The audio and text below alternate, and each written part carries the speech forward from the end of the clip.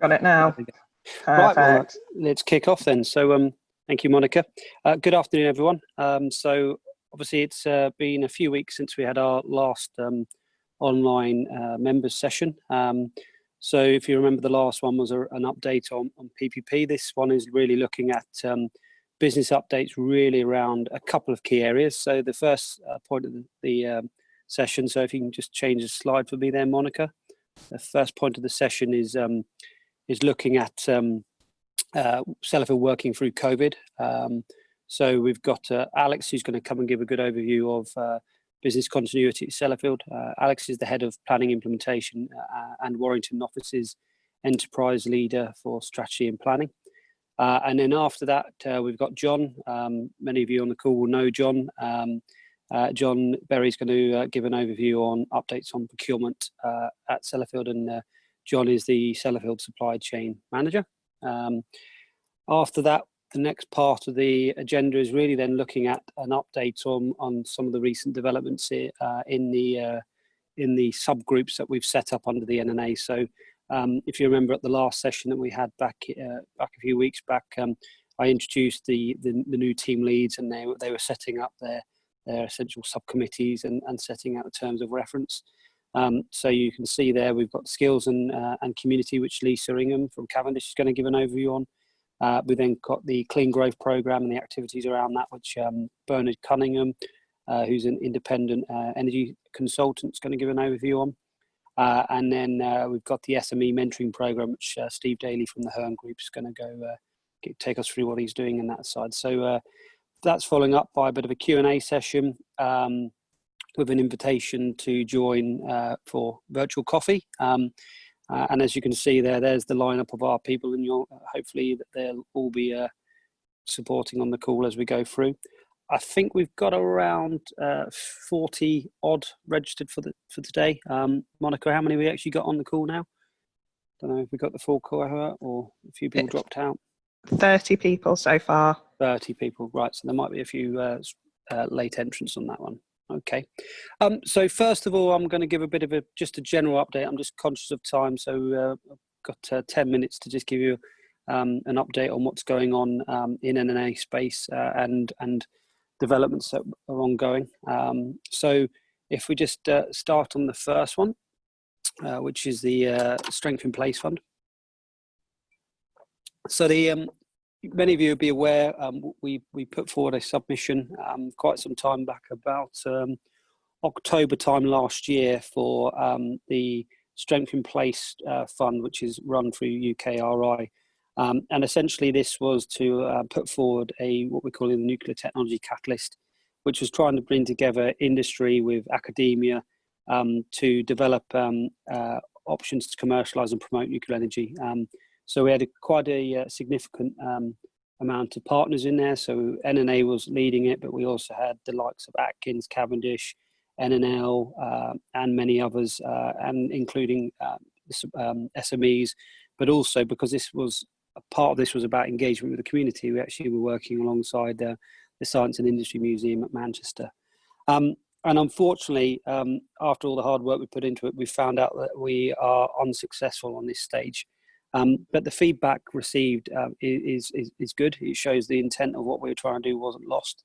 The received feedback was it was a very good quality response, understanding the requirements of the Strength in Place Fund. Didn't highlight any significant weaknesses. It considers it as innovative, and the main reason it was pushed back, and we're going to go back to UKRI on this, is it didn't demonstrate why it was going to add value over and above that of the nuclear sector deal and the funding that was provided through that part of the industrial strategy, which is interesting because that wasn't part of the questions. It didn't say, if your industry's got a industrial strategy in place, demonstrate why this should be done over and above. So I'm interested to see why that marking criteria was considered, because clearly there was a lot of good points to the offer.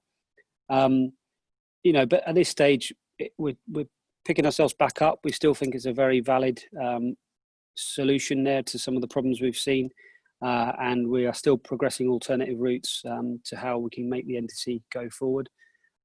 We've got some discussions with Cheshire and Warrington on this. So when I presented this to the chief exec of Cheshire and Warrington, Lep, he said if we didn't get this, then we would come back and see if there was, a scaled down version or anything else that we could potentially look at. So I'm going to take him up on that offer there, really. So yeah, a bit disappointing, but some positives to take from it, and we'll see where we go with it.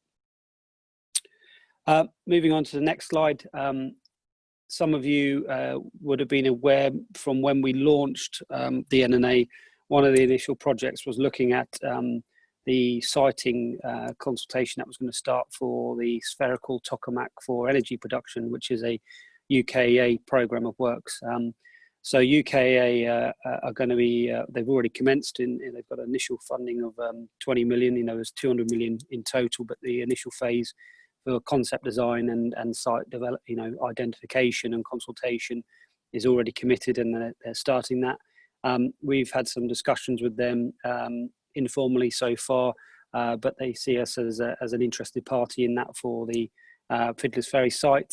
Clearly that site is come to the end of its life now, and is going to be going through a decommissioning program, which aligns quite nicely with the build timeline for STEP. So obviously, what we've seen with JET in the past, it's not a nuclear licensed site. It's quite different from obviously the fission side of the industry, but clearly there's still a lot to be done with understanding the local appetite and putting a lot of work around the feasibility of the site. So there's some work to be done as a group, and we're trying to engage now with UKA, and hopefully in the next session I should be able to give you a bit more information on that.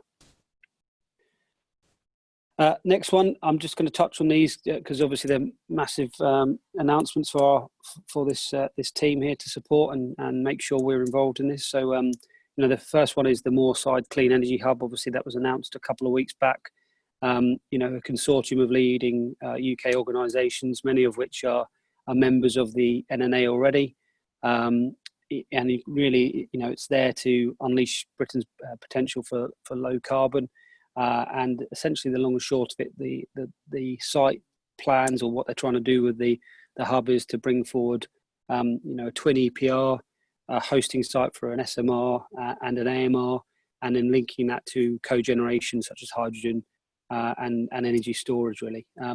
So early days, obviously, in that program, but we're now obviously engaging in discussions about whether the NNA can sign up and be a supporting member of that. Clearly, there's a lot that we can offer into that program, supporting how this industry has worked. A lot of design development down here at Warrington for site works. Next one, Sizewell C Consortium. I'm not sure if everyone's aware of this, but it was launched last week, maybe the week before, where it's a new consortium of over 30 organisations involved in Sizewell C. A lot of these are the prime contractors or organisations that are, in the middle of the current HPC program. They've now got their new hashtag is Build British Nuclear, and there's a number of groups, as you can see there. Apologies, it wasn't the clearest on the slide, but you can see at the top under Sizewell C Consortium, there's 4 teams that's essentially been created under the consortium working groups, which will look at. One is built in Britain, so essentially that's how much onshoring can be achieved. Clearly powering net zero is the next one. The following one is levelling up the regions. So although it's obviously in the south east, they understand that 90% of the supply chain sits from outside of that, and how do they make sure that they have levelling between the regions. And then the final group is looking at PR and policy and general public acceptance of the. Really, excuse me, someone's calling. There we go. We've got a position now so I'm sitting on the Build in Britain and Levelling Up working groups, which gives us a good insight initially onto this. So only starting up now in terms of reference. The first sessions haven't happened yet, but I will feed back in making sure how we can get the NNA as a full member on this. So you can see, obviously, on the groups there, the Wales Nuclear Forum's already in there. So I'd be looking to try and get the NNA signed up as a partner organisation in this consortium. So clearly a couple of major developments on the new build programme side with both Moorside Energy Hub and the Sizewell C Consortium forming. So I thought I'd just give a quick update on that and how we're trying to make sure the NNA is in the middle of the mix of that, really. So really, that's all I was going to give an update on. Clearly, you're going to get a lot more detailed update on what the subgroups are up to at the moment on the second half of the agenda.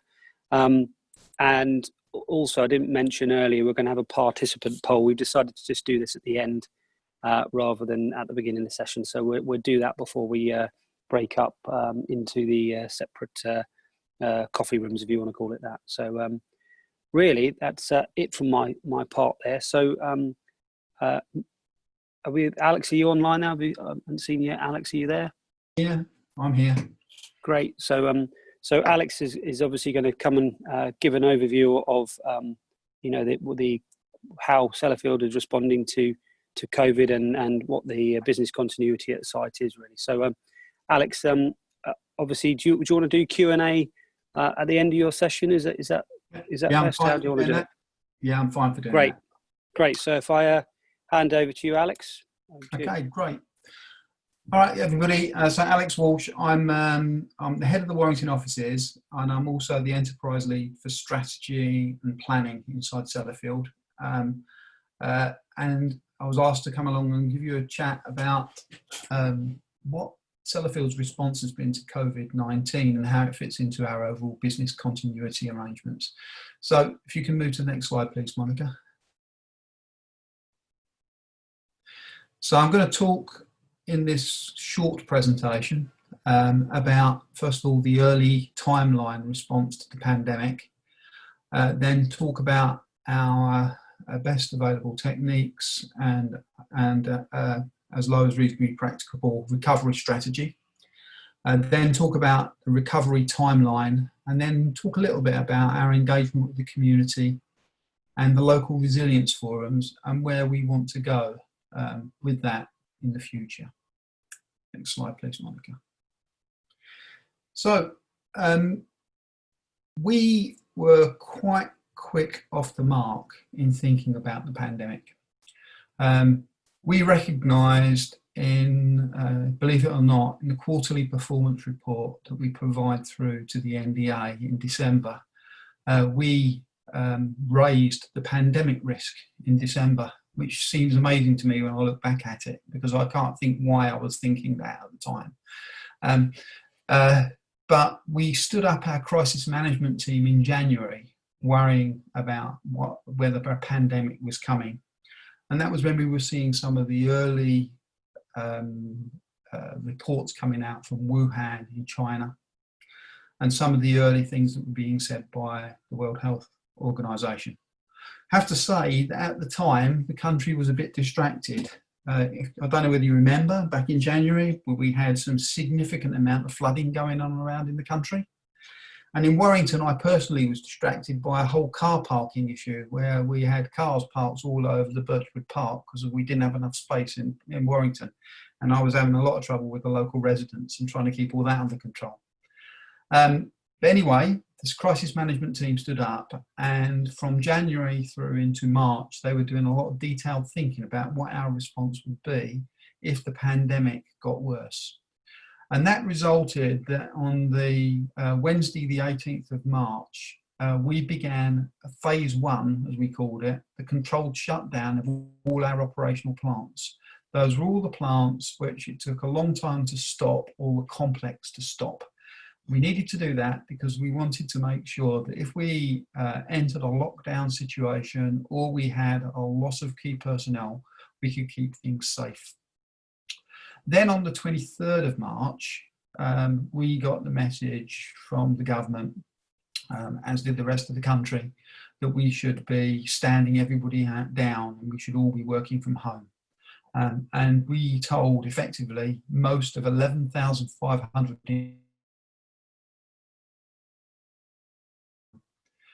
we stopped all of our decommissioning projects. We paused all of our construction work, and all but essential safety work was stopped. And Sellafield site population, the people who are usually on site, is around about 8,000. That dropped immediately to 1,500 people. Now, what's quite amazing to me is that by the 26th of March, 3 days later, we went to the Nuclear Safety Committee with our BAT and ALARP strategy for managing and recovering from the pandemic. And we'd already been discussing this with our regulators at that stage. So 3 days after the lockdown started, we already had our strategy developed for the recovery. Next slide, please. So, brief outline of what it says in that Nuclear Safety Committee paper. Our phase 1 activities were the controlled ramp down of activities, getting all those complex plants stopped in a safe way, and then making sure we could maintain the security and safety of the site. So we needed to maintain some shift operations, we needed to be able to maintain some radiometric analysis capability, some maintenance, and of course we had to keep the site secure. Phase 2 for us, which we started virtually immediately, was making sure that we were going to maintain those services resilient. So we had other things to do, things like making sure we could continue with supplier payments, making sure we could keep the payroll going, right? All those things which are the sort of bread and butter, keeping the hygiene going on the site and for the business. That was all part of what was in phase 2. Now that took us a number of weeks, and then we started to think about our phase 3 activities. Phase 3 was all about the careful restart of the critical path, high hazard and risk reduction activities. So things like the design of plants like SRP and SCP, design work going on MSSS and SEP plants. All of that was what we considered to be the phase 3 work. And then once we got past getting all that critical path activity going, we were into what we call phase 4, which is delivering in the new normal, using what we've learned during the time in the previous phases to inform us. There's getting all the high hazard projects going again, all the other project activity going, and a gradual return to full operations. So if we can go to the next slide, please, Monica. So I can tell you that on the 4th of May, so that's what, about 5 or 6 weeks after the lockdown, we moved into the first phase of our phase 3 work, and we remobilised 120 design engineers into the Warrington offices. In fact, we piloted the arrangements for reoccupying the offices down in Warrington. We did that for a number of reasons. First of all, it was critical that we got these design engineers in. They needed the workstations that we had at work. They couldn't do with the current configuration of our CAD systems this work from home in their bedrooms. The networks wouldn't support it. The second thing was that down in Warrington, we only have one union. We have Prospect, and it made it easier for us to get into the discussions of the risk assessments for coming back to work, the social distance and everything else, with one union to deal with and help us. We've got a great relationship with Prospect, and we managed to get that first risk assessment in place for All-Day House and Hinton House that allowed us to remobilise those 120 people. We then took that risk assessment as it was being developed, and we developed what we call the enterprise risk assessment. And that enterprise risk assessment has been used to help us with the remobilisation across the rest of Sellafield. Of course, as government guidance has changed, we've had to update the enterprise risk assessment. I can tell you it's currently at issue 5. It's published up on the .gov website, as are our Hinton House and All-Day House risk assessments. And at all stages, our unions have been very, very cooperative and helpful in guiding us through what we've done now. Today, we are now, all of our critical path projects have been remobilised. Over 46 projects are remobilised. Construction has restarted on site. I was reading yesterday that we have, last week, done the first concrete pour since COVID-19 came along, which is on SRP. We've got over 3,500 people now working on Sellafield. On a daily basis, I was looking at the figures over the weekend, over 400 people are now working in Sellafield's Birchwood offices, and only 7% of the total workforce is unable to work. That was down from 15% in May. We've implemented our own track and trace capability at Sellafield. That's important for us because it allows us to test somebody who's suspected of having COVID-19 and confirm a result as to whether they have it in 45 minutes.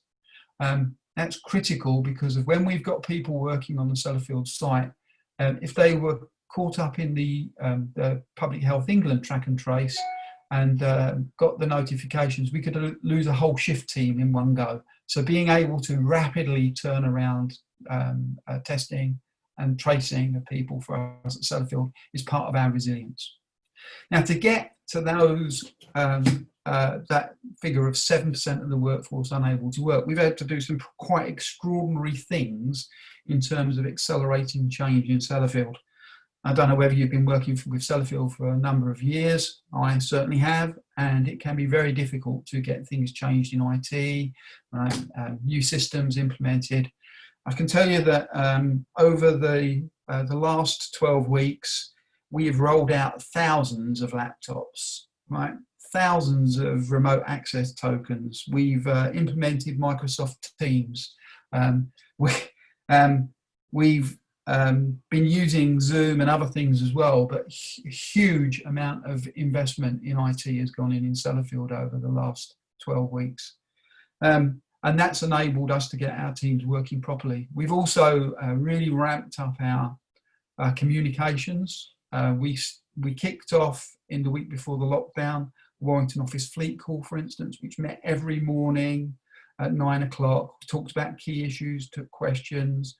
We've been a big focus on the welfare of our employees. Lots of innovative things like virtual coffee breaks, virtual lunches, and lots more use of IT for doing all of those discussions. Our ambition is that everybody will be productive by August, and that all of our work phases will be progressing in September. We've all been listening to the latest discussions from government about what's next, and we fully support that. We're really interested in how we get more of our people into the offices. But we have to recognise that with social distancing in place, we will be lucky to get to 50% occupancy, available occupancy of our offices. Now, that means that when we're thinking about how we get people back in, it's as much about well-being, and it's about getting that spark of innovation that comes when you get a serendipitous conversation, when you collide with somebody, not literally because of social distancing, but when you collide with somebody and you get a spark of an idea about something you need to talk to that person about. That's where innovation comes from. It's very difficult to do that when we're all working from home in our bedrooms, as I am today, right? Talking down teams or having meetings which have got pre-specified agendas. They tend to focus you away from where you can get the innovative sparks. So we're having a real good think about that and how we're going to do that next stage of the mobilisation to make sure that we can get that innovative spark work going. Next slide, please. Now, during the whole 12 weeks, we were very keen that we engaged with our employees to get them to volunteer with the local communities. So we had a group up in Cumbria, a community group, I was part of that group down in Warrington. We encouraged our employees to volunteer. They did everything from packing and delivering food parcels, collecting prescriptions and just getting pharmacy supplies, manning telephone advice lines, befriending services. We had people who volunteered to go into the NHS recovery centres.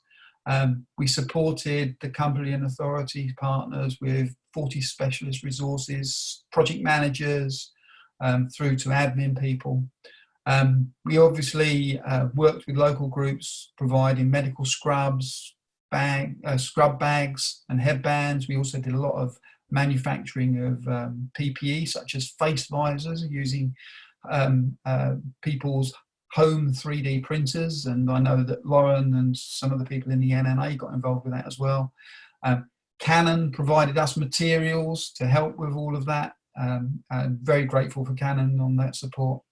And we actually designed, it says hundreds. I know there were thousands of face visors produced by the teams down here in Warrington, so it's a super effort. And up at Sellafield, we actually used our site laboratories to start making hand sanitizer, and we distributed that amongst the communities up north. So huge amount of volunteering effort, and we'd very much like to keep our employees interested in volunteering in the future and more engaged with the communities, and use this as a spark for making that happen. Next slide, please, Monica. Now, up north in Cumbria, we have a very established link to the local resilience forum. You can understand why that would be. We have a high hazard site, we have emergency arrangements, and so it's obvious we would have strong links to the Cumbria Local Resilience Forum. But actually it goes deeper than that.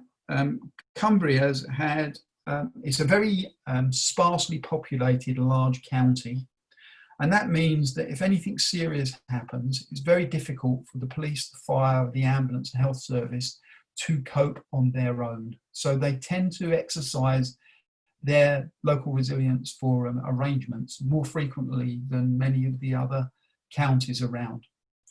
And when you add to that in 2010 there was the Derrick Bird shootings. In 2009 and 2015 there were mass floodings. 2015 was Storm Desmond. You can see that the LRF in Cumbria has had more than its share of standing up for these types of things. And we've learnt over the years that Sellafield can't come riding over the hill like a white charger on the cavalry, right? That's not the way to go about this. It puts everybody's nose out of joint, and you can't start pushing your way in. But what we've developed is a long-standing relationship with the LRF in Cumbria that means that we sit as a tier 1 partner on the strategic coordination group and the tactical coordination group of the Local Resilience Forum. And we sit there listening, and we listen to the problems they're talking about.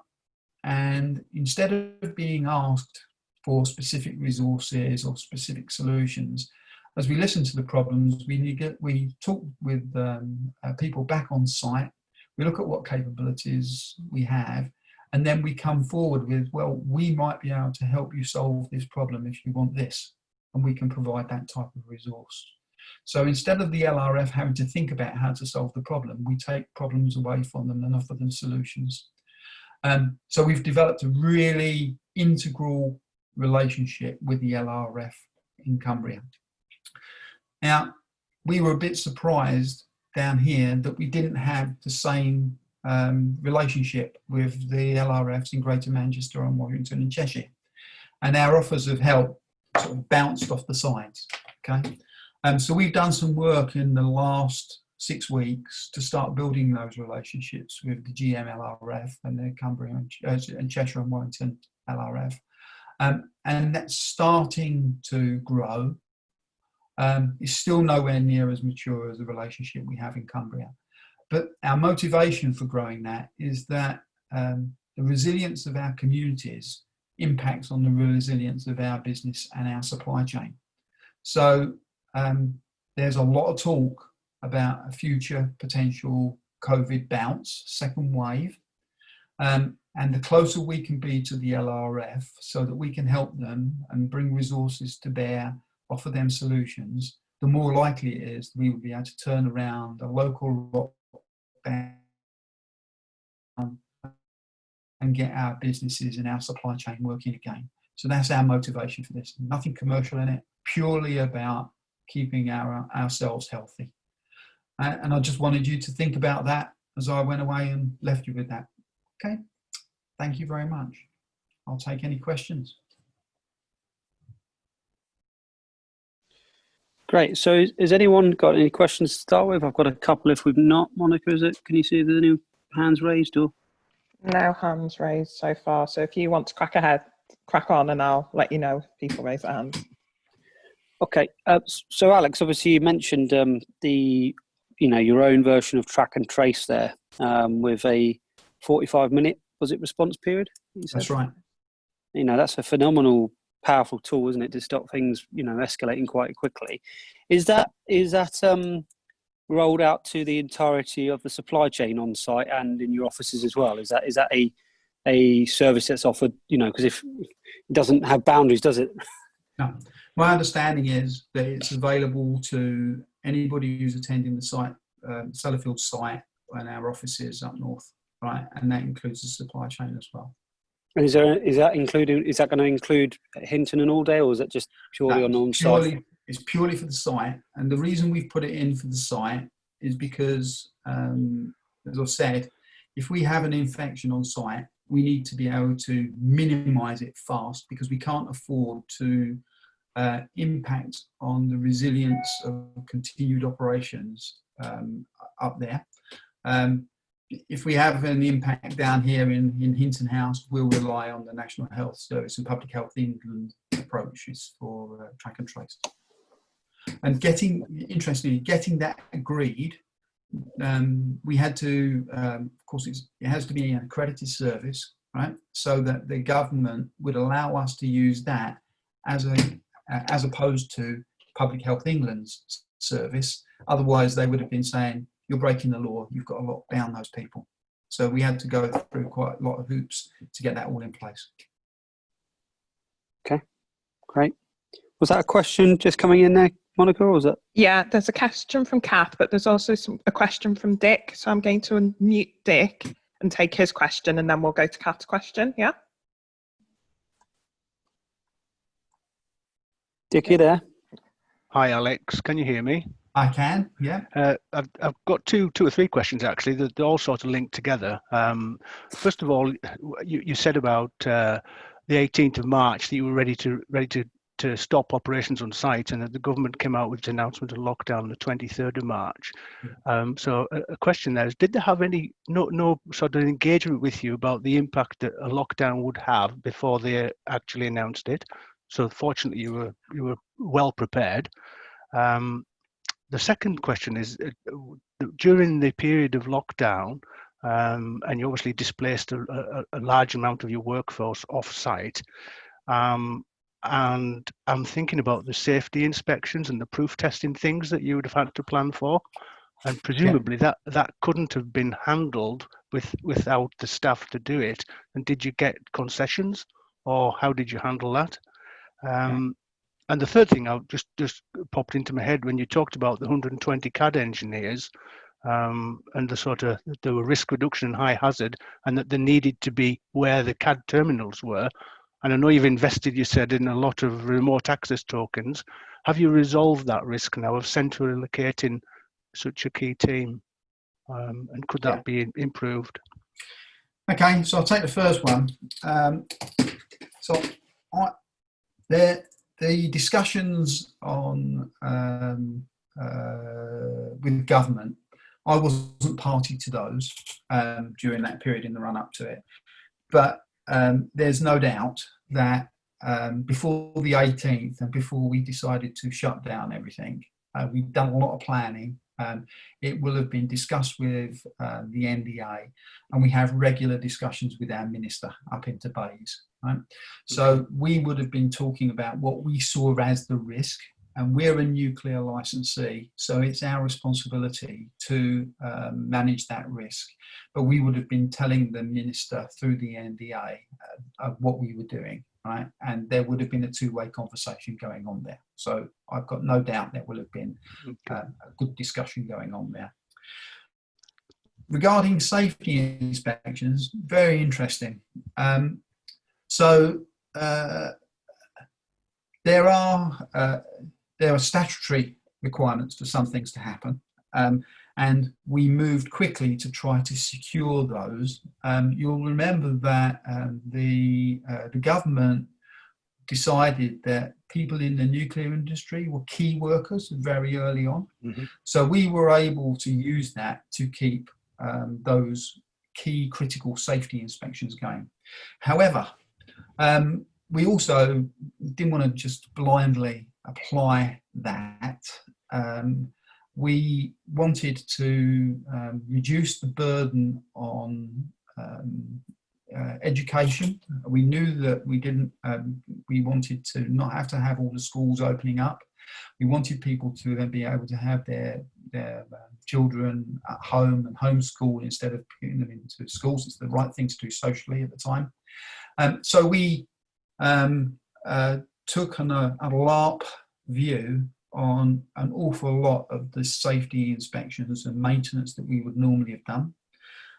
We stood up, we have a thing called a gatekeeper authority, which looks at all of our processes.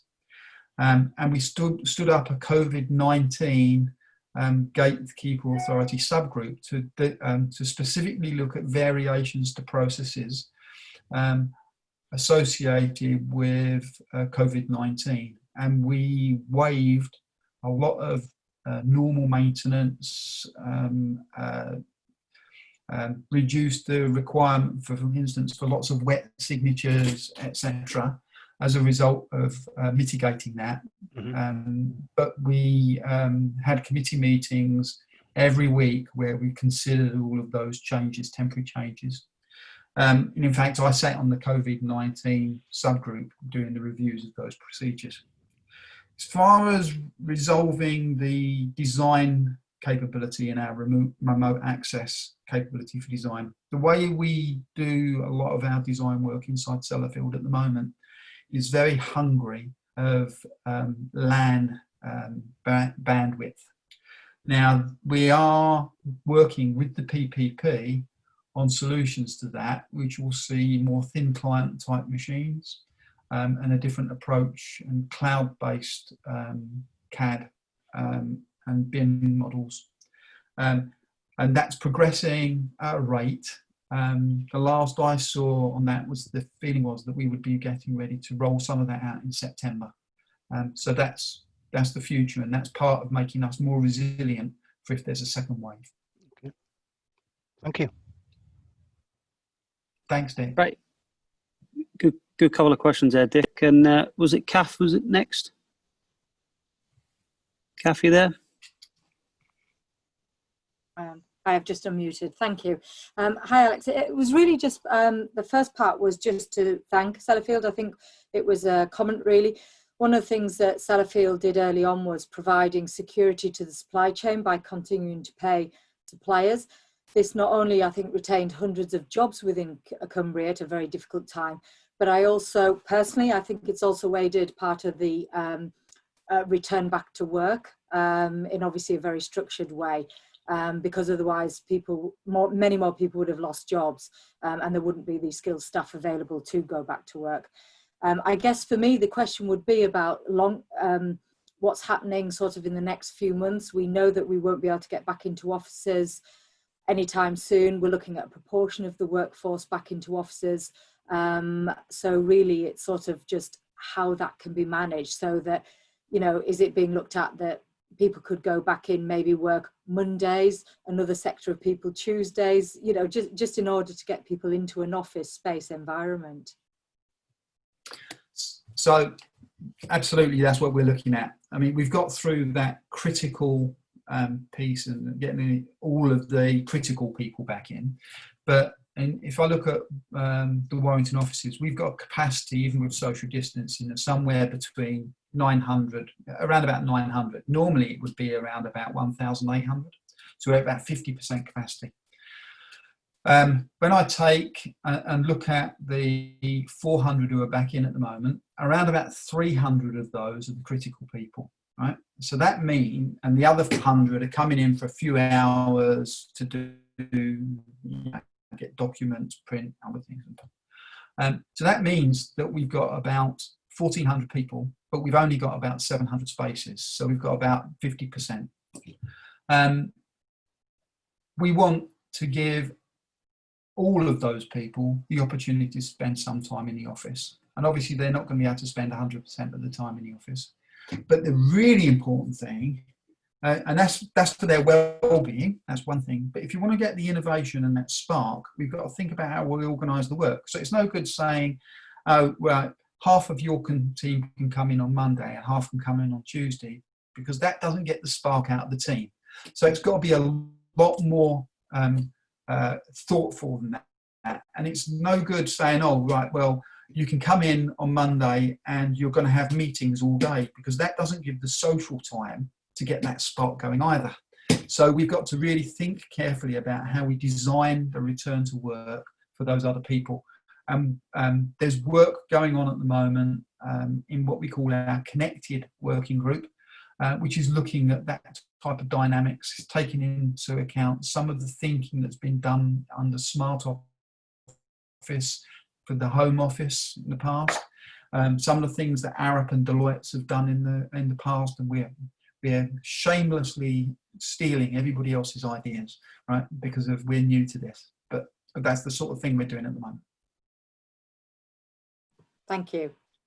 You're welcome. Thanks for that, Kath. Yeah, it's obviously a very interesting one. I'm coming to dislike the term because it's always used, the new normal. What does it really look like? You know, one of the things that I'm picking up on is one of the positives out of this is, can we actually use this new way of working to widen the resource pool that we can actually work with? Because a lot of people, you know, geographically might not be in the right location to come and work on a site or in an office 5 days a week. But if you change that to, you know, 2 nights a week that they're away, it, you know, opens that pool significantly if they can work from home, you know, 2-3 times a week on average. So I think there's a real opportunity for the industry to open its resource pool there a bit more by having that flexibility on geography. Couldn't agree more. And I'd go further than that. I'd say I think it's a massive opportunity for equality and diversity.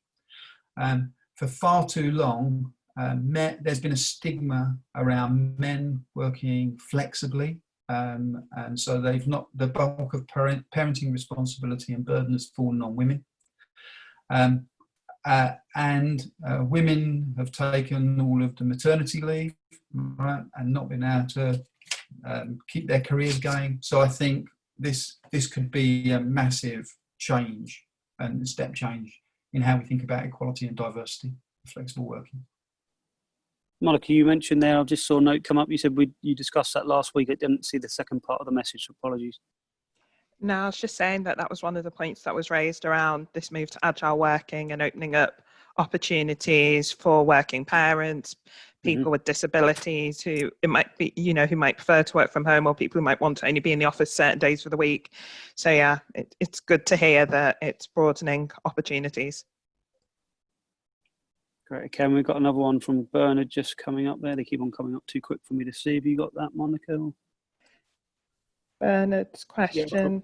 Yeah, car parking issue. Question. Linking the car parking issue with the lockdown. Yeah, it's just I live on a very busy road, probably the main road coming out of Altrincham, and it was absolutely remarkable overnight when the lockdown came, how it was so quiet and so clean and clear.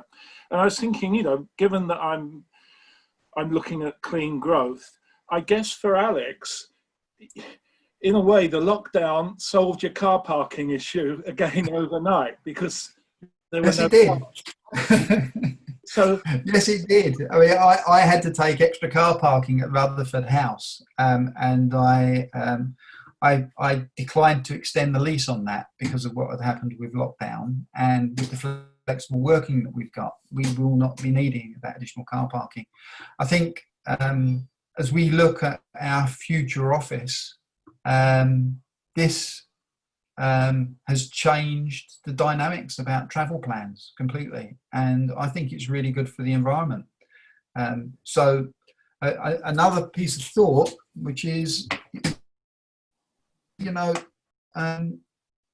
the right approach to have one huge mega hub like Hinton House, or should we have some distributed hubs, right? Because if you get a local lockdown, you lose your whole office, right? Would you be better off with multiple hubs and more distributed? So there's all these types of things which are now in balance and changing the way that we're thinking about strategy for the future. I suppose you would have never thought like that before, about having a, you know, hub and spoke almost. Yeah, exactly. Yeah, great. Okay, well, Alex, thanks for that really interesting presentation there. Some good questions there. I'm just conscious of the time. So unless there's any other final burning questions, we'll thank Alex and we'll ask John to come on. John, you there? Yeah, hi, thanks for that. I'm afraid I've no slides to share with you, so you're gonna have to just put with either looking at me or getting really bored and going to do something else instead, whichever. I won't know, so you crack on. I don't mind. So what I wanted to talk about this morning, really, or this afternoon, is I wanted to talk about the procurement activity that we've had ongoing, both throughout lockdown and continue on into the future. But also I wanted to talk a little bit, building on what Alex has talked about, around what the Supply Chain Directorate has been doing during this period, which, as everybody is aware, has been challenging to say the least. So we obviously focused quite a bit on the implementation of the PPN. We looked at our critical suppliers, those that are critical to the site, and concentrated a great deal of our activity around making sure that we kept, as Kath mentioned, we kept payments being flowed throughout the supply chain, which not only is it important to us to continue operating the site, but it's obviously important to suppliers to keep them fluid as such throughout. We had daily or in some cases weekly calls with the lead with relevant category managers contacting the relevant suppliers to really understand what their current position is and future risks and capacity. And I think this is something that is often missed in what we've been doing, that as much as we've done the communication broad brush, which I'll talk about in a moment, it's the individual conversations that we've been having, as I say, on a daily and weekly basis with our key suppliers to make sure that we continue to operate and continue to think about scenario planning in the future. So those, and obviously we, on the back of that, any mitigating actions that we needed to focus on. We developed very early on, so I think Alex touched around certainly the crisis management team that was established back in January. As a result of that, in some way, there were a number of cells set up across the business. One of these was the Supply Chain Directorate cell, with all the members of the Directorate lead team and others from across the business as well. And initially we were meeting on a daily basis for the first hour of the day to really assess what was going on, and it was changing, as you can understand, on such a fast-paced basis, that we required to continue to meet on a daily basis. And actually it was only about a month ago probably that we stood down to 3 times a week, and only just this morning where we talked about actually moving it to twice a week, but we're still undecided whether we're ready to do that yet. So on those calls, we focused on a number of areas, and I want to tell you what we talked about and the work that we did, but I'll probably concentrate on a couple of them that I was a little bit more heavily involved in. So we looked at our site-based contractors and mobilisation and how that was progressing and was going to be able to progress. We looked at and we tracked who was being furloughed, because obviously that, you know, being able to track that allows us to understand how we can operate the site in the future. We did quite a lot of work around sourcing activity and procure. And what I mean by that is our procurement activity. And again, I'll talk about that in a little bit more detail. We looked at the PPN progress and kept a close eye on that, led by Steve Glasson, who was, you know, so we had the tracker that fed in, so that it allowed everybody across the directorate to be able to understand where we're up to with that. John Sidney led quite a big piece of work that's ongoing on scenario planning. What could happen? When would it happen? What would it look like? What would the impact be? And that included more detailed sort of surveys with some of our key suppliers.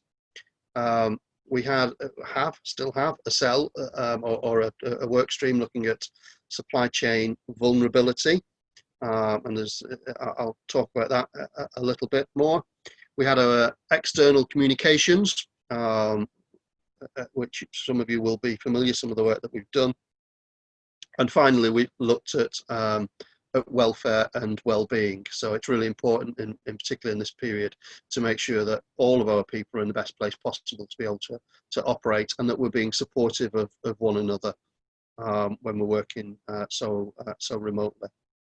And also all the above that I've mentioned there, we're interfacing with other cells I mentioned across the site and feeding into that crisis management team.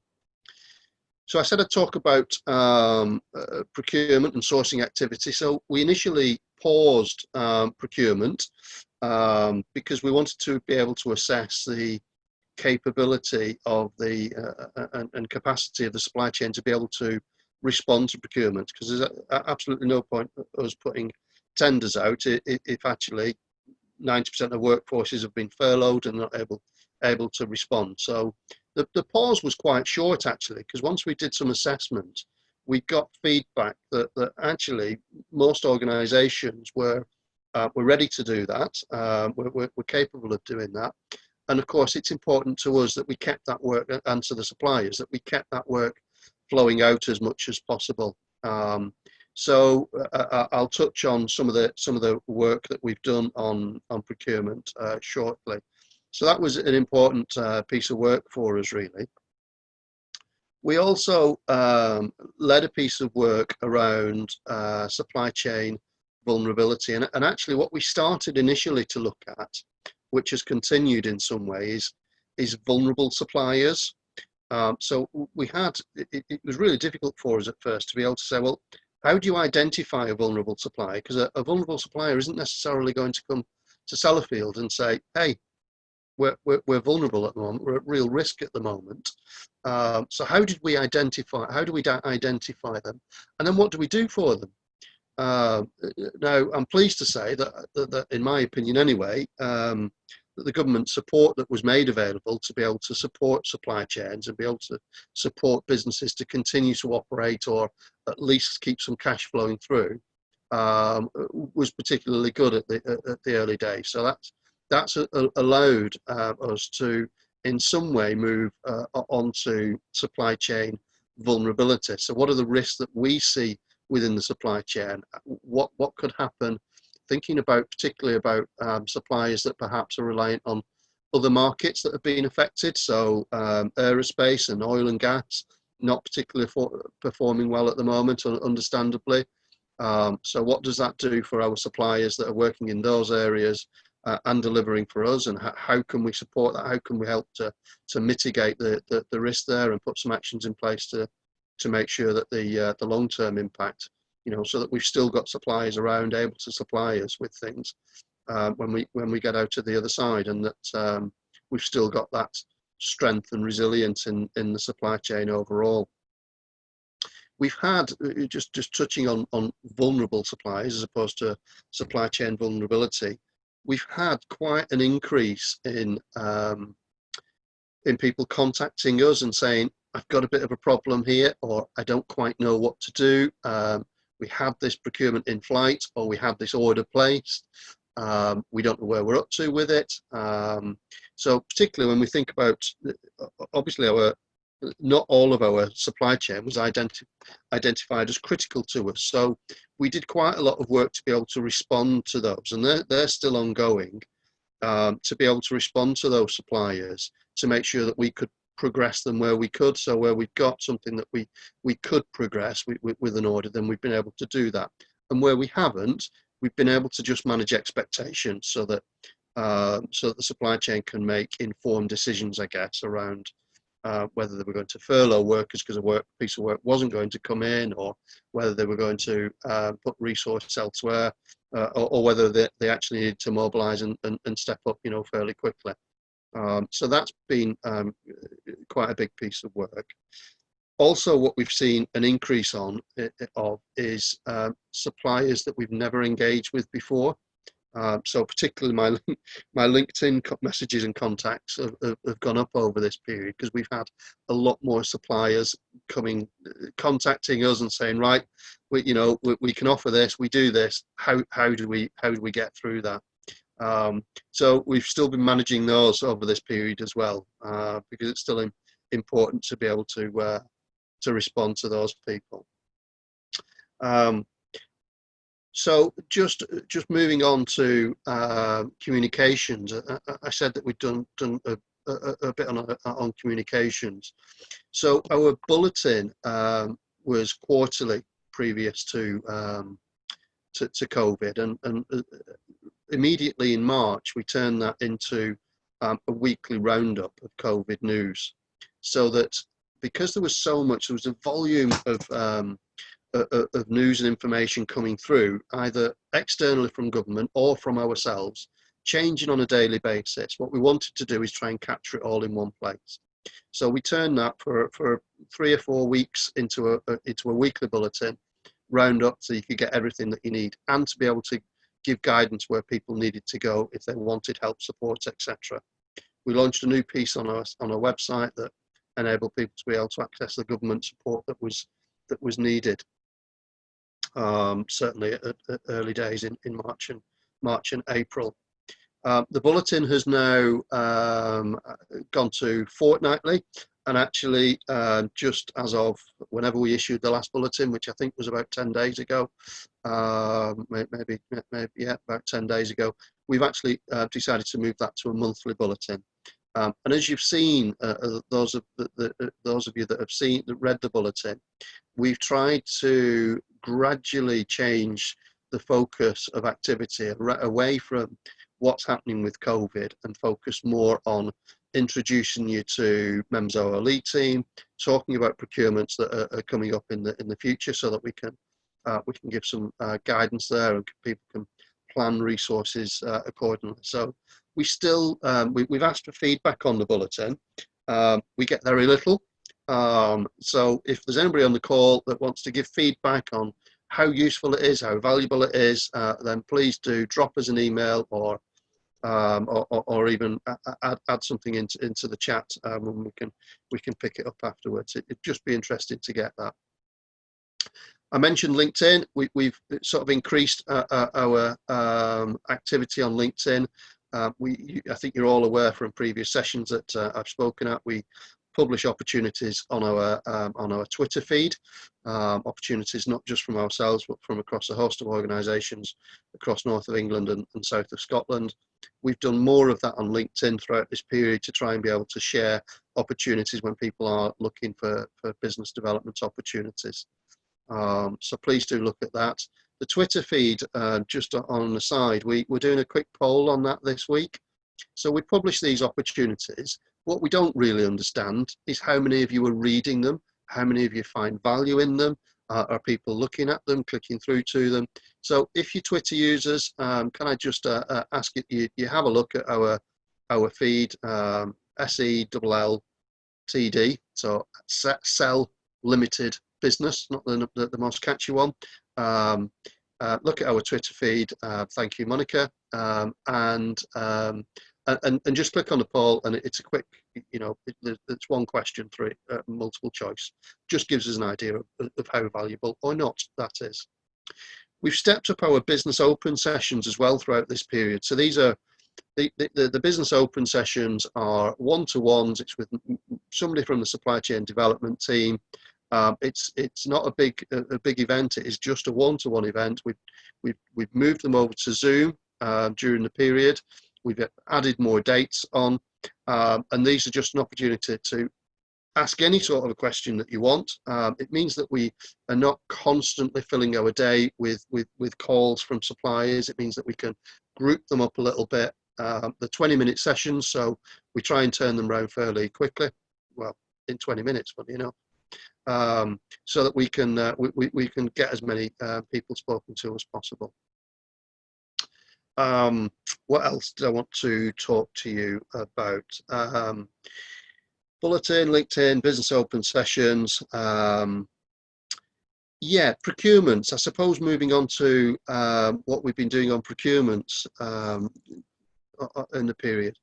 Now, Richard Maguire, who was heading up at KBR, was heading up the procurements for PPP, as you'll all be aware, has moved on a couple of months ago, probably now.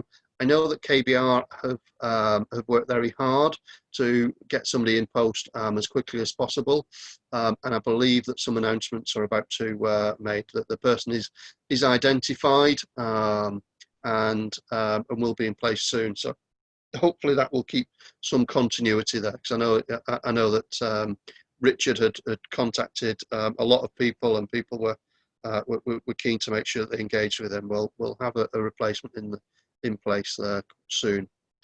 I'm repeating some stuff here because I'm sure that some of you will be aware that we've got the prior information notices have come out for HISC, high integrity stainless steel containers, and 63 can racks, and we've got the market engagement event on that this Wednesday. As of this morning, I think the numbers are and remember, it's an hour and a half call. It's the first time that we've done we've done it certainly in this format.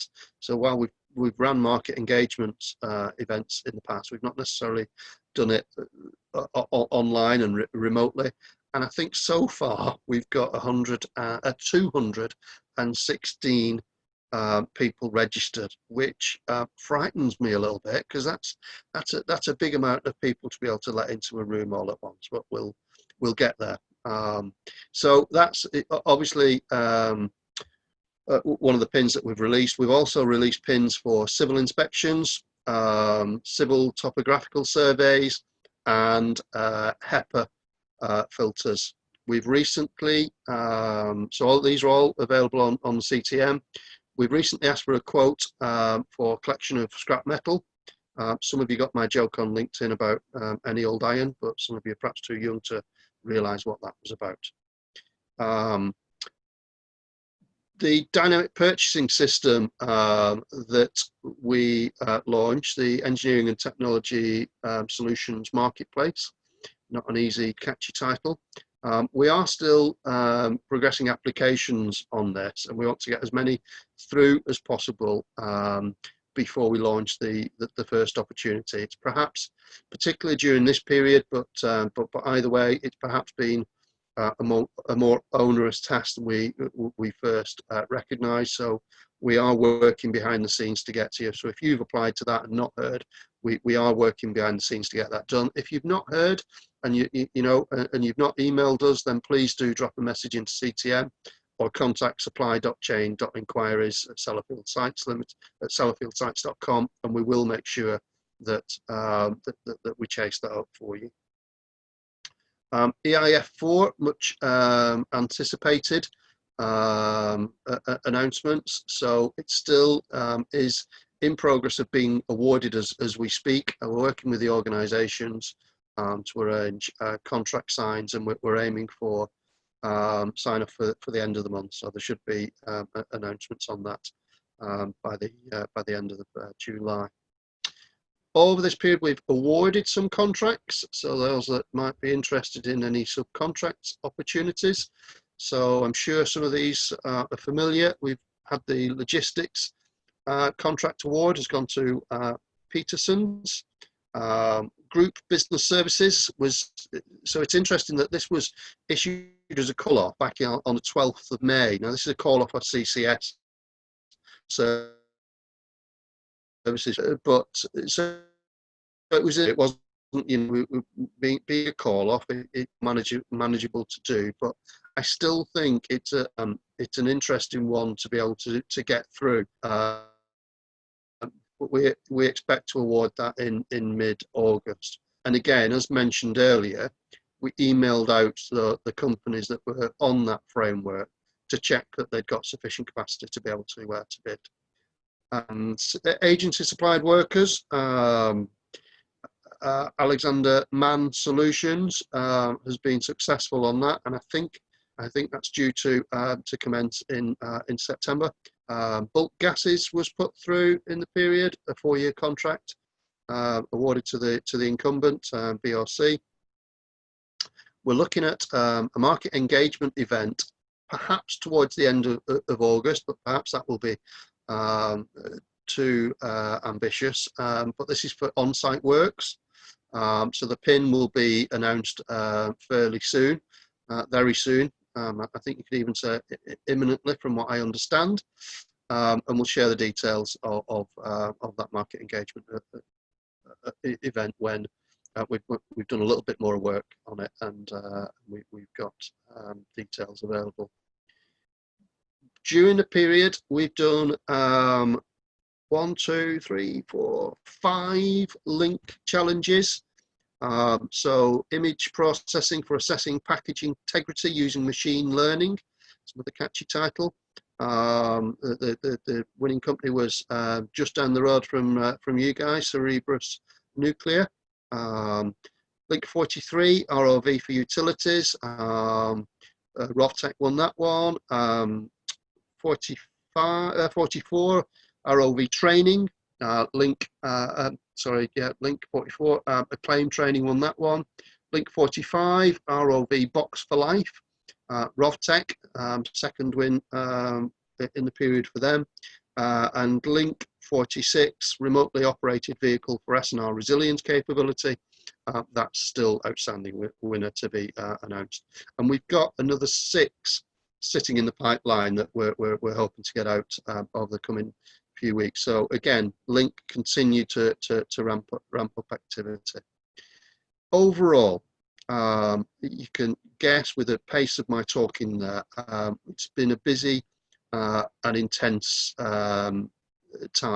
And this is when, you know, during a period when the supply chain development team, we've experienced some changes during the period. So it's certainly been an interesting period from my perspective.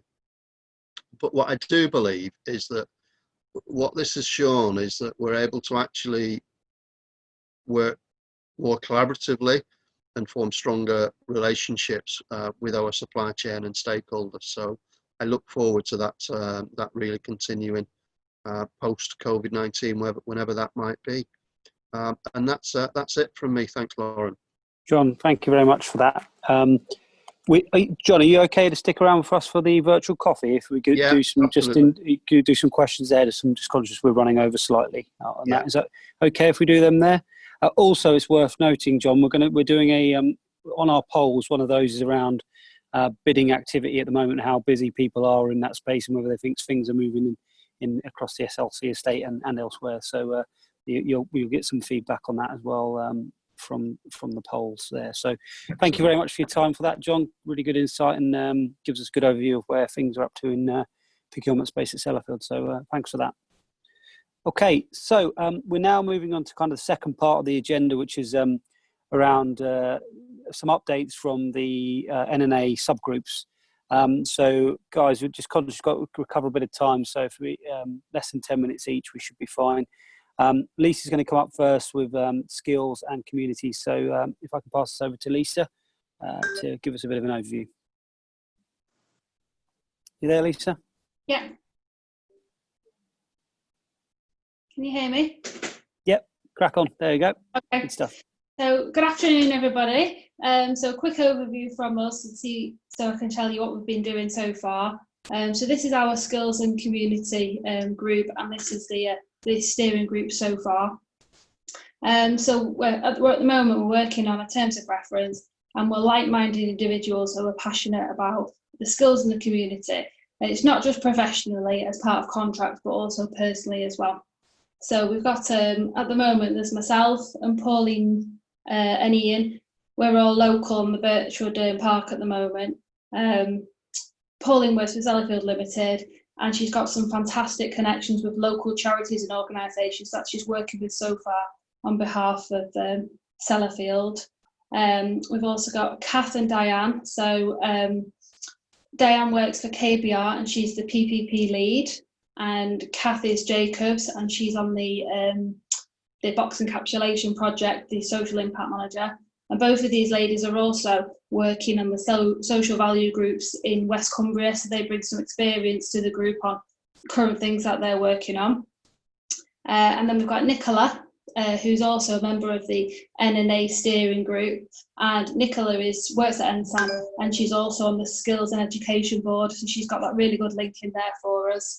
And Claire Louise Chapman. So Claire Louise is from the shared value business, and she's a social value consultant. Next slide, please. Okay, so this is just some little points here on as a group what we're going to be doing. So we're wanting to be engaging with students using various routes to get them interested in STEM subjects. We also want to educate the supply chain on social impact and how to score well on bids. And this is like looking at what they're already doing, and also what they could be doing going forward. Some of the things that they could already be doing is employing grads and apprentices. And it's just really having a look to say, do they actually realise that they're already doing the social impact? Also looking at new opportunities in the communities that could make a sustainable difference. So what could we be looking at together? Engaging with the Warrington Voluntary Action, Cheshire Connect, Pledge, Job Centres, Warrington Youth Club. And this can be done by hosted events for our members so they can take ideas back to the companies on how they can get involved. Also engaging with charities, food pantries, community centres, Brainwave, and really importantly as well is like how we work collaboratively as a team to achieve bigger impact on the social impact projects. And this is like looking at what individuals can do and what they can bring, such as they might have good materials, spare resources, budget, anything really that they can bring that we can all work together to make a big impact. Working with the local council and LEPs, and also engaging with local social enterprises. Okay, so some of the upcoming events that we're looking at the moment is the first one would be to really have a look at this group, to the skills and community group. So what the group's all about, our terms of reference and what we want to achieve. And then Claire Louise Chapman is going to be doing a session on social impact as business strategy. So Claire's done this already for the BEC. It was a really big success, and it was really good for people to find out what she has to offer. Also, Kath is going to do a session on how to score well on social impact bid questions, and this is from some LFE that she has.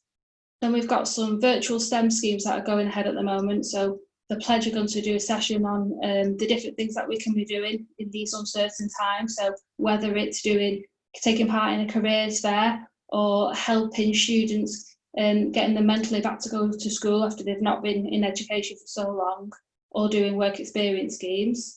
Also about becoming an enterprise advisor. So Stacey from the Pledge is going to be doing a session on the great things about being an enterprise advisor, but then we've also got a guy called Steve Walsh from Cavendish who is currently doing this role already. So he's going to be talking about what it means to him to do it and the great things that you can get personally and through your business for taking part. And then also Alison from Warrington Voluntary Action is going to be doing a piece on volunteering, how to get involved with your companies as a group, and post-COVID, what's out there to be done. So one of the things that we've just been looking at recently is looking at a virtual work experience scheme. So this has been working with the pledge, so Cavendish Nuclear, Sellafield and KBR joined together to create a virtual work experience programme. This has been really good. So we've had an apprentice from each of the company that have been working together to look at what they can offer. So they've looked at something now for September, and it's a 4-week programme. It's really good. And this is something that they've all planned together.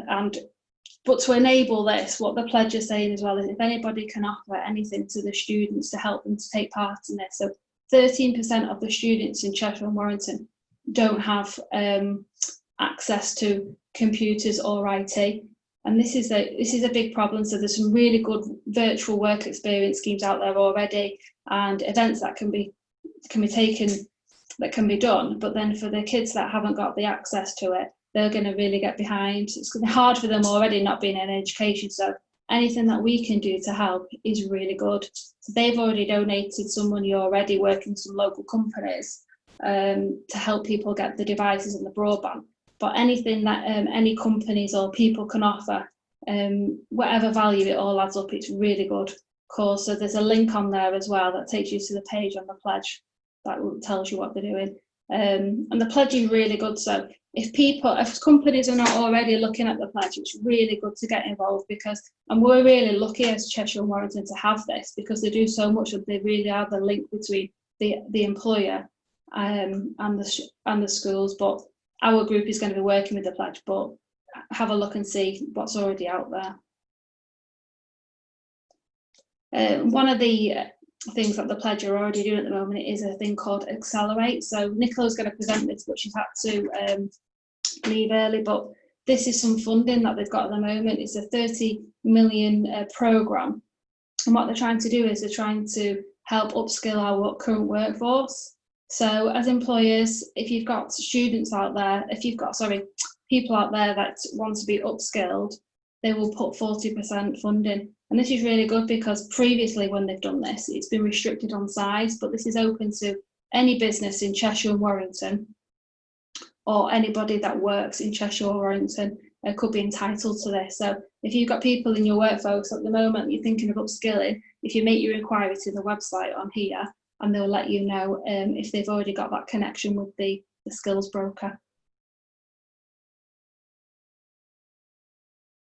Okay, that's me. So if anybody's got any questions, just let me know. But it's a really good group. So keep your eyes open as well for anything that comes through of the NNA on the different events that are coming forward, and get involved. Great, thank you very much, Lisa. That was very concise there. And I think Diane just put a comment in, I just saw come up. It really does feel like we're getting some, we're cohesive now with what's going up in West Cumbria and what's going on in Warrington. It's not a them and us. I totally agree. It feels like we've got a step change, and that's down to this, this group and the team really working together as one. And I think a lot of that came from obviously COVID, wasn't it, in terms of the teams coming together on the daily call. So yeah, it's a very good point, really. That Diane, and well done to you and the team for doing that. So great. Also, really, it's probably worth noting you've highlighted some of the events that you've got coming. I think the intent of what we want to try and do is we're going to have the main members meeting, probably quarterly, as we polled last time. But we're also then going to have kind of the special interest groups going, having their own separate sessions as well. So it's good to see, because there's going to be more active engagement with the memberships. So. Thank you very much, Lisa. Thanks for that. Obviously, I'll cover that in a bit about the Q&A sessions in the virtual coffee rooms, but you're sticking around for that, aren't you, Lisa? So you can take any questions there. Thanks for your time there, Lisa.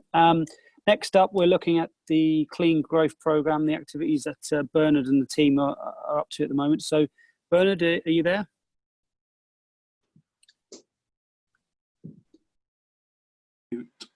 Okay, can you hear me? Yep. Okay, great.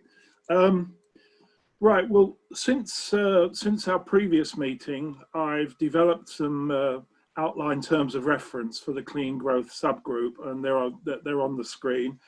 I've reviewed these with Andy Howarth of National Nuclear Laboratory, who's very keen to be engaged with the Clean Growth programme. So the key action now is quite simply, we need to form a small core group whose first task will be to ratify these terms. The point I want to make, I think, is that there's really nothing radical about those terms of reference. They're what they would be, and I'm sure there's something that that could be added, and etc. etc.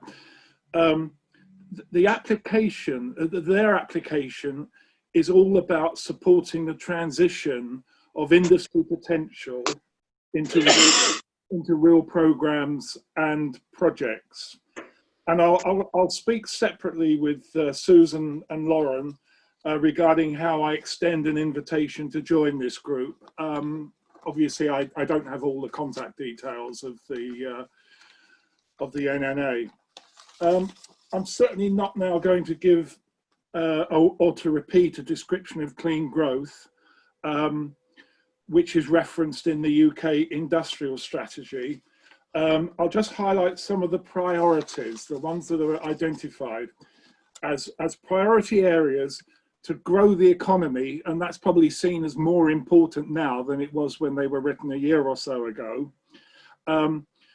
The first category is power, heating and transport, which we will approach in the context of nuclear applications. And when I say nuclear, I'm not really just focusing on the power aspect. There's an awful lot of documentation out there that's been written to cover the power, the nuclear power sector. So I really want us to think about the whole nuclear cycle, from fuel to power to decommissioning to waste management. The second priority area is transforming construction for efficiency. And that's both in the context of actual construction and in the subsequent operability of infrastructure assets. I think what we have to be careful there is that we don't just repeat work that's being done by other groups in the industry. You've got Constructing Excellence, you've got Construction Leadership Council, and you've got the Nuclear Sector Deal, all looking at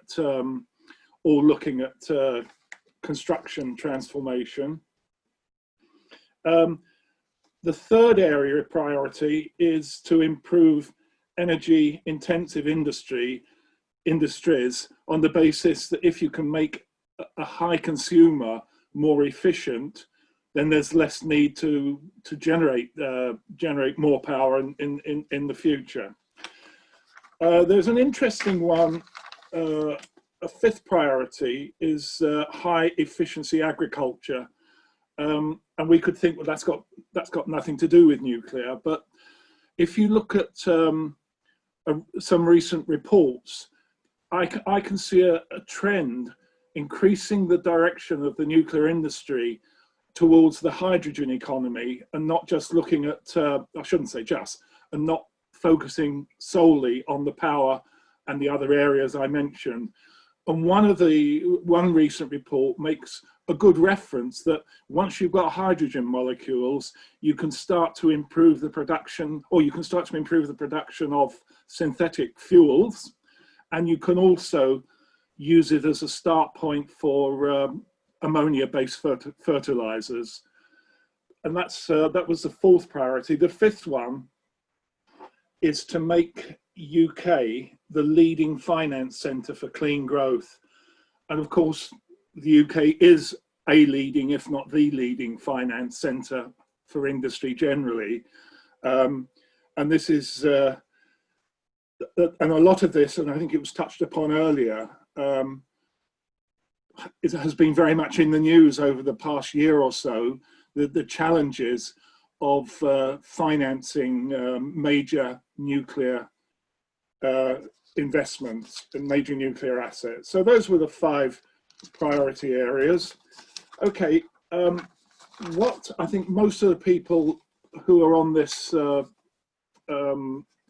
Zoom will be aware that there has been a wide range of reports covering the contribution of nuclear to clean growth.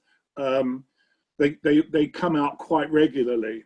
So you've got the original Committee on Climate Change, which set the net zero by 2050 target. And then recently NIRAB published Achieving Net Zero, NIRAB, the Nuclear Innovation Research Advisory Board. They published Achieving Net Zero, which again referenced the potential importance of nuclear for a growing hydrogen economy. Then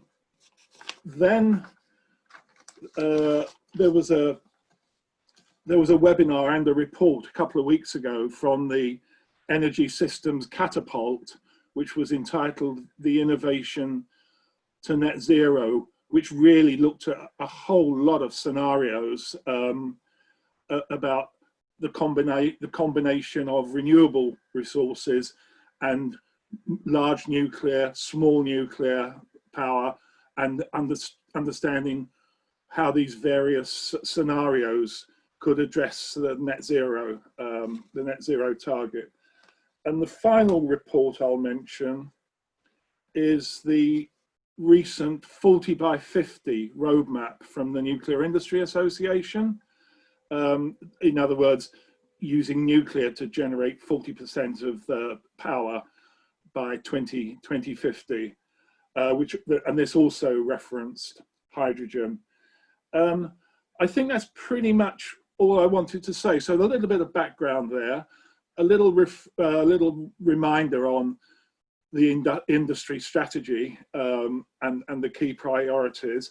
I've said very little about the terms of reference. I think the first one is important, that we want to cover all aspects of nuclear. And within that also, I think nuclear clearly makes a contribution, does and will make a major contribution to clean growth. But as an industry, it also has to be looking, as it is, at its own performance in terms of energy consumption and utilities consumption generally. So we'll take quite a broad view there. The share market knowledge is one that's about halfway down the list, and it depends how this goes forwards, but we will obviously be talking to customers, and information will be shared widely within right across the NNA, and we just have to be conscious that we treat that knowledge sensitively and confidentially, as we all do in our own individual organizations.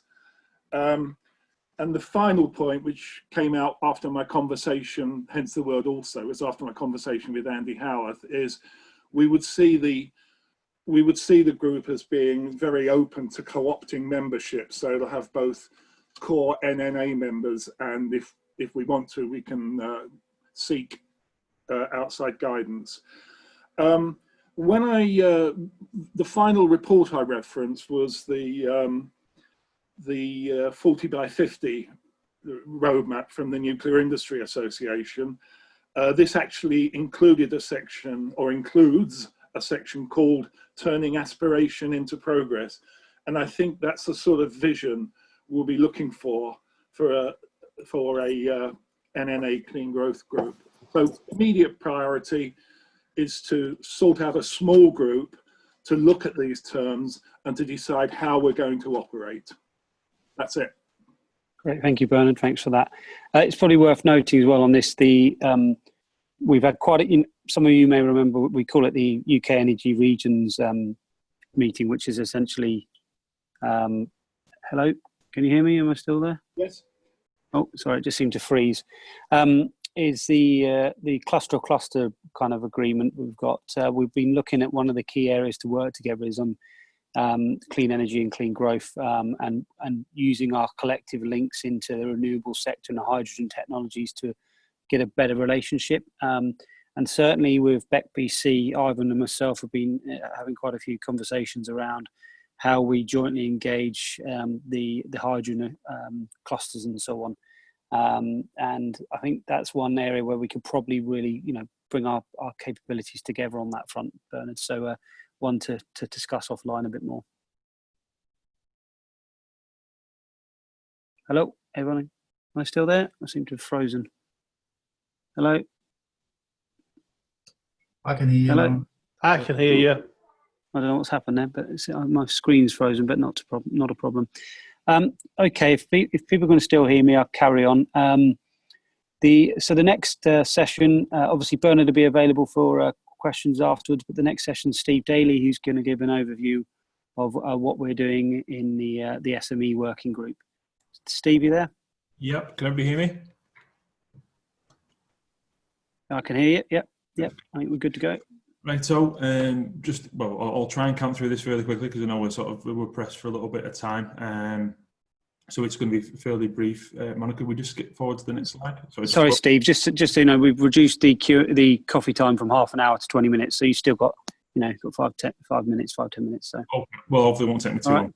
Anyway, right. Just a brief introduction, just because I'm fairly new to this and I'm fairly new to the group. So it's just really to sort of introduce the SME working group and myself and how I've got pertinence to it. So I'm Steve Daly. I'm the Managing Director of a micro SME in the Northwest, based in humble Wigan, the crucible of civilization in the UK, apparently. It's not really, it's just the birthplace of pies. But I run this micro SME in the Northwest, so I know the pains and the difficulties of running an SME, particularly in the nuclear sector. So I've worked in and around the major projects and programme arena, particularly nuclear, for around about 15 years in both client and contractor capacities. And my big thing here is about increasing engagement and participation of SMEs in the nuclear sector. And that's hopefully my big contribution to the NNA as a whole. So next slide, please. Thank you. So what's the key objectives of the SME working group? As I said before, increase engagement, communication and participation of SME organisations. Including of the working group itself. So there's 18 SME organisations already registered as members of the NNA, and at the minute the working group is only me.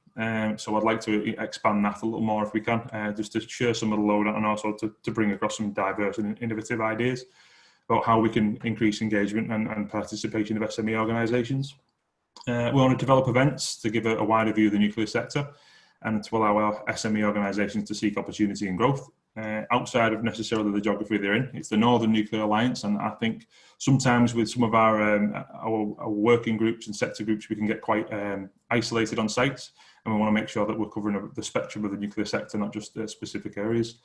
And I want to develop concepts to provide forums from SMEs to showcase their capability, build network, and develop opportunities for collaboration. And that last one's really key for me. So there's three events or three initiatives that I'm proposing, and this is just what we're looking at in a sort of a 12-month view and what we're hoping to roll out. And it goes back to Lauren's point earlier and Lisa's point about the sort of diversity of our different initiatives and engagements. There'll be a quarterly normal members meeting, and we've got to make sure that there's some things that pitch for SMEs, but it can't be all about SMEs. It's got to be the wider supply chain as well. So it's looking at how we time these over the coming 12 months. But there's three things principally we want to put forward, and this is, I'll say, these are subject to a bit of development, but the initial idea is the Sme Collaboration Forum. So that's an offline forum for SMEs to discuss collaboration and partnerships with other Alliance members and to be able to offer a comprehensive set of services, whereas one may be viewed as a bit small on their own. An Sme Capability Showcase event, so that's an opportunity for SMEs to network and demonstrate their capability and what their growth initiatives are in amongst a sort of a diverse range of both clients and contemporaries. And the last one, which is my personal favourite, is the boards you can't afford concept. So that's leveraging participation of some senior tier 1/2 members of the organisation to provide some mentorship to SME organisations looking to undertake growth and development plans. Now that's really key as we come out of COVID, because a lot of SME businesses are looking at how they need to change to manage in the new world, and perhaps into markets and with customers that they weren't necessarily used to. So those getting some support, guidance, advice on those growth plans and development plans would be really good for an SME. Next slide. So I'm breaking each of these down for efficiency. Just trying to break each of these down into a what, a why, and a how for each of the different initiatives. So the SME Collaboration Forum, the what, it's a forum for members to explore areas where they're able to work together and win larger scopes of work and deliver larger scopes of work than perhaps they're used to. A lot of the initial conversations I've had with some of our members have said that when we've had some great feedback and some great presentations from the likes of the PPP, the procurement team, in terms of the bigger things that are coming up on the horizon. But when you're an SME or a micro SME, you look at some of those things, or even you might even apply for some of those things, and you consider too small on your own. So what we want to try and do is set up a forum where SMEs working together can bring capability and a greater capacity and diversity and innovation. So working together in either a soft alliance type arrangement or a lead partner or a subcontracted partner, but in the ethos of working together, might enable one SME or a number of SMEs to deliver a comprehensive service to some of these larger contracts and allow all those organisations to demonstrate and prove themselves and build in a larger environment. And as I said before, key with the impact of COVID, a lot of smaller businesses are having to adapt and change the ways of working. They're working with different markets and different clients. So small businesses need to look at clients and markets perhaps they haven't worked in before and haven't got a demonstrable track record. So that's where perhaps working with others who maybe have, it would bring a little bit of knowledge and experience that they don't have and enable a collection of small, medium enterprises to deliver on a larger whole. So how would that work? It's an offline forum, which can be, ironically, can be run online at the moment because we can't all meet up, but we can do this via Zoom or in similar formats as we're doing now. Looking at opportunities for SMEs to develop soft alliances and collaborative agreements to bid for work and deliver together. So the Northern Nuclear Alliance can help by providing forum for discussion, so we can help try and set those things up, those events and some of the infrastructure like the Zoom meetings and things. Generic templates and guidance on alliance and arrangements. So that's some of the discussions I'm having now with some SME partners who have already done this type of thing, is what the structure of those soft alliances and the practicalities of delivering it. So how will liabilities sit? Who will take the lead? Who will perhaps be a subcontract? Would it be a sort of 50-50 soft alliance? How would that then sit in terms of contracting terms? So they're the things we could start to look at. Sorry, there's a chat coming up and I can't see my points. And then some working with some of the major contractors and client organisations, then a longer term view of some of the work, because the idea of these as well is that we want to set up these collaborations in not just in time, but in time enough where we can put the structure of how we work together in place. When that needs a bit of a longer view of the horizon to know what's coming. So if we know what's coming, people can put appropriate and timely collaborations and alliances together to enable them to bid and win work successfully. And get some of those sort of teething troubles of forming teams out the way prior to those sort of initial action areas. So next slide, please. So the next thing we want to look at is the SME Capability Showcase. So it is, as it sounds, it's a function or event that allows SMEs to showcase their capability, expertise and niche skills. So there's a lot of really niche, really quite innovative, really tech advanced and exciting, really, skills particularly in the Northwest and particularly in the North that feed into the sector, and it's a great opportunity for SME organisations with those skills to showcase themselves. Why do we need it? Well, the NNA membership represents the spectrum of the sector business, sites and clients. So this cohort attendance is really key. Is a key target audience for SMEs. And be frank, I mean, a lot of SME organisations, every networking event, every business development event, every business development expense you go to is affecting the bottom line of the SME. So one day and half day events are really efficient ways for SMEs and contractor client organisations to meet a broad variety of businesses. So in a half day event, we might meet 17 people. Now it'll be very difficult to arrange 17 1-hour meetings with different businesses.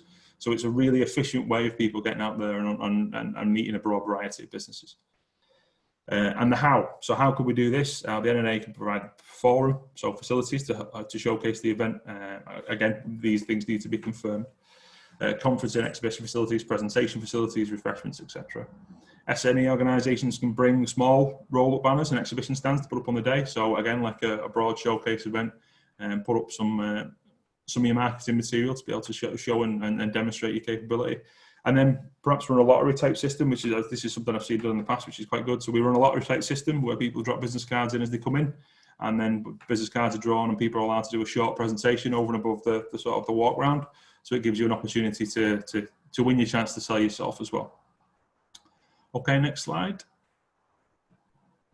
Right, and this is the board you can't afford concept. This is one of my personal favourites, but it's probably going to take the most organising because it's quite a hard thing to, well, not necessarily hard, but it'll be it'll be a lot of work to get the things in place to do it right. So for me, this is where I'd look for some support from our SME members to join the working group and help support us with it. So what is it, the board you can't afford? Well, it's a provide a functional event for SMEs to seek guidance and direction from senior members of the wider nuclear sector, so tier 1, 2 organisation members. So why do you need it? Well, non-executive directors are really good things for SMEs to have. They can provide small business with a lot of guidance and mentorship, particularly in the early phases and during growth strategies, and making sure that the growth plans are robust and business plans are robust.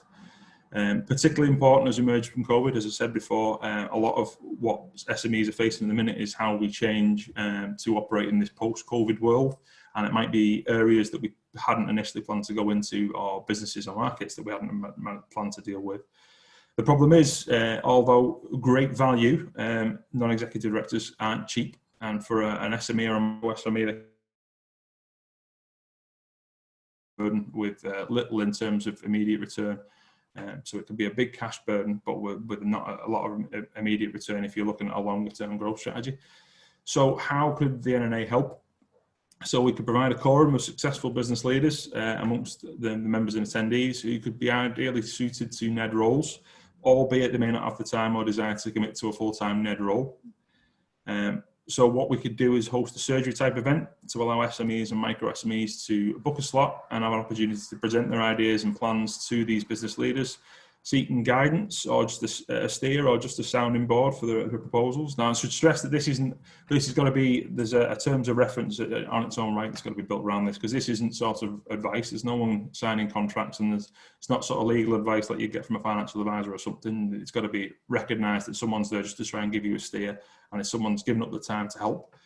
But then those members of that panel could then also choose whether or not they want to onwardly mentor those businesses. So if you're a guy or girl on the panel and you're there to give advice and guidance, and you like an idea and you want to see it follow through, you've got the opportunity there to provide some onward mentoring for people. And that might be as simple as an email, a coffee, or a catch up over dinner or something. It's nothing formal. It's no lengthy contracts or commitments. It's about helping those in smaller organisations who are on growth and development plans and giving something to them that gives them a bit of advice and guidance on whether what they're chasing is the right thing to do, or does it look like the right thing to do in the context of the purview of the industry that you can perhaps see at that higher level.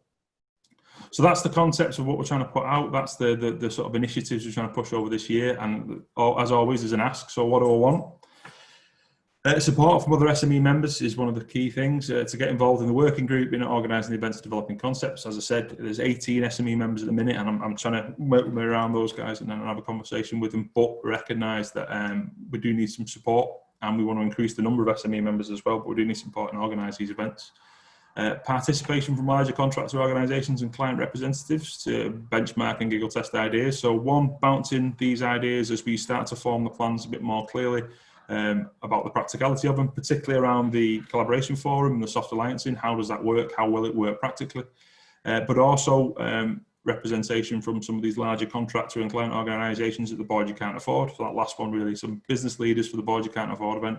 We need a panel who can share SME ideas and understand them and help give advice and guidance to SMEs and how these things might work, or how it might work better, or things we need to look at that perhaps not thought of before. And that panel would be people who are willing to give up their time and sit there and listen to ideas from SME groups. Now, that's not easy. It's not easy to say block out a day. I know that, but if we can try and plan these enough in advance and we can get people who are willing and able to do that, that'd be really appreciated. And that's it. That's me. I've just seen Diane Richardson tell me about the famous egg timer, because I've probably gone over time.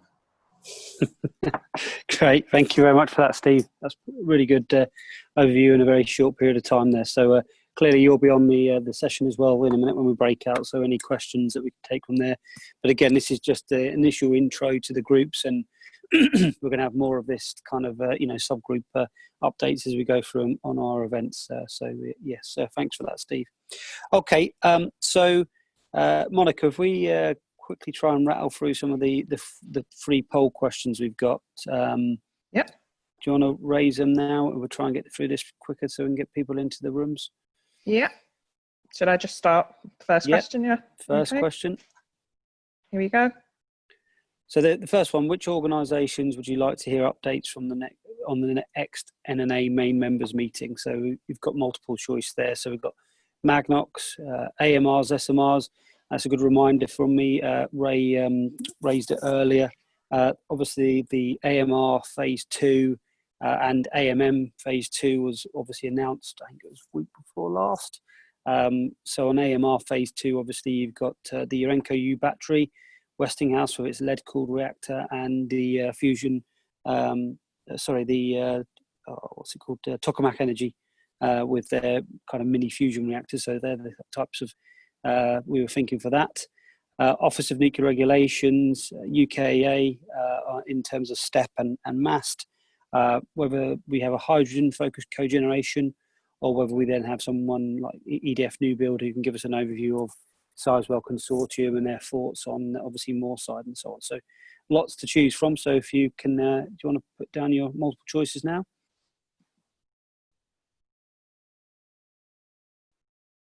Give you 10 seconds on that and we'll move to the next one. We'll move to the answers, I should say. Okay, we've got answers for everyone. Monica, is that about there? Nearly, though I'm not sure if some people, it might just be with their tech, they might not actually be able to vote. So they can always put something in the chat if they've not been able to interact with this poll. Okay. But I'll end this one now. End this one, yep, perfect, okay. Can you see the results? Yep, okay, so we've got a lot of focus there on AMR, SMR, so it's 59%. It's interesting to see. Following up then, hydrogen and cogeneration. It links very closely, obviously, with the AMR side of things, doesn't it, in terms of heat production. 24% on new EDF new build. That's really interesting. That really helps us understand where the focus is. So thanks for that, and this will be stored and issued out to people. Thank you. Next one, Monica.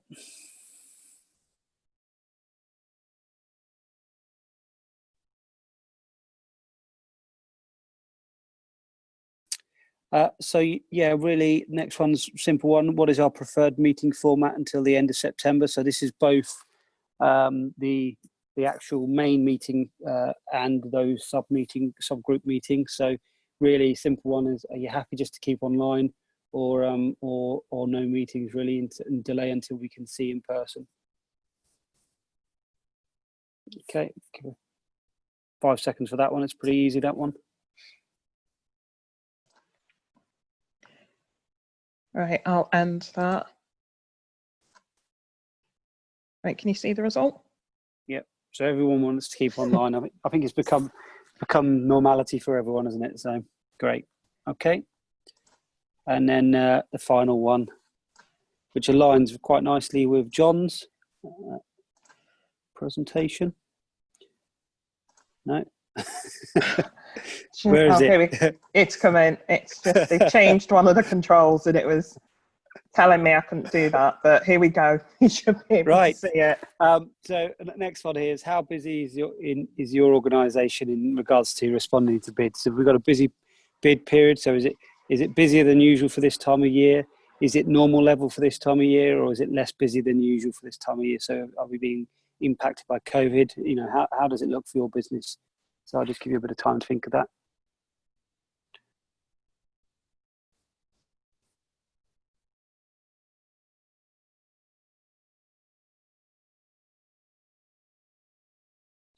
Okay, we're nearly there with that, Monica. Is everyone answering? Still 1 or 2 votes coming in, it looks like. So just give it a few more seconds. Yeah, 5 seconds. Yeah.